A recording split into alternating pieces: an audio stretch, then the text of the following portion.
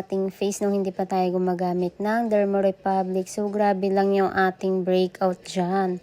And ayan nga, itatry na natin siya. Yan yung ating first day na paggamit ng Derma Republic Serum. Ayun guys, so nakita nyo yung una kong video, di ba? As you can see naman, visible yung mga pimples ko doon, as in dito sa noo, at dito talagang nagkalat talaga yung pimples ko doon na malala. And syempre, di ba? Grabe lang talaga. As you can see now, nakikita ninyo na medyo clear na yung aking face. Although hindi pa siya ganun ka-perfect yung pagka-clear niya, pero masasabi ko na may improvement talaga siya. So actually, ito yung ginamit ko.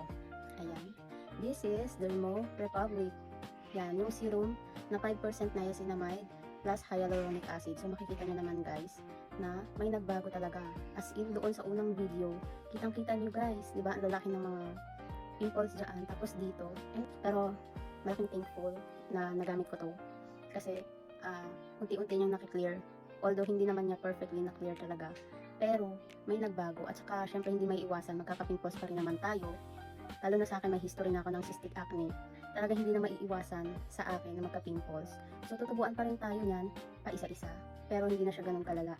Yung as in breakout na malala. Grabe yung breakout ko din guys. Sobrang lala ng ano ko. Pero thankful ako dito. Kaya recommended ko to sa mga katulad ko na may sensitive skin dahil 5% siya. So mild lang siya para sa may mga sensitive face, yung mga acne cystic prone sa mga ganong ano no. So maganda siya nga pala. Ginamit ko siya nung November 15 yata yun. November 15 nag-start ako noon. Tapos yun talaga yung sa video ko na yun, yun yung talagang pinaka first day ko ng paggamit. And ngayon, ginagamit ko siya. Ito pa rin yun. And meron pa din siyang laman.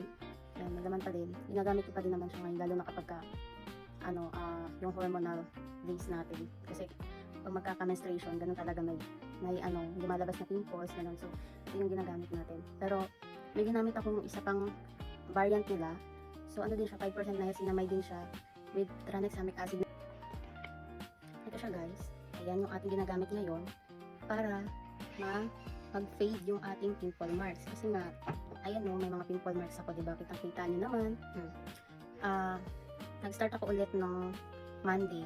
Dahan-dahan natin siya ginagamit para hindi naman mabigla yung ating face. Pero, unti-unti naman, at ang bilis niya makapag, in fairness, ang bilis niyang mag-fade. Parang medyo maitim-itim pa yan. Pero ngayon medyo nag-brown-brown na siya ng konti. So, it's a sign na gumagana yung product. Dahan-dahan sa Derma Republic, no, yung itong serum na niacinamide plus hyaluronic acid, nakokontrol niya yung breakout, yung pagdami. Tutubo pa rin naman sa mukha mo, may lalabas pa rin naman, katulad sa akin, may lumalabas pa rin naman, pa isa-isa, dalawa, ganun. Pero hindi na siya ganun karami. At saka, nag-heal na siya mga 3 days, ganun. Nararamdaman kong nag-heal naman siya habang ginagamit ko yung product na yan. So, means na medyo nakakatuyo siya ng pimples, katulad ng pimples ko, diba? So, natutuyo siya. And, yun na, anyways, gusto ko lang i-share lang talaga na ang ganda ng effect ng Derma Republic sa atin guys. So thank you sa Derma Republic. Ang ganda ng formulation, ang ganda ng product. Fit siya sa mga may sensitive skin na katulad ko. So yan lang guys. Bye bye!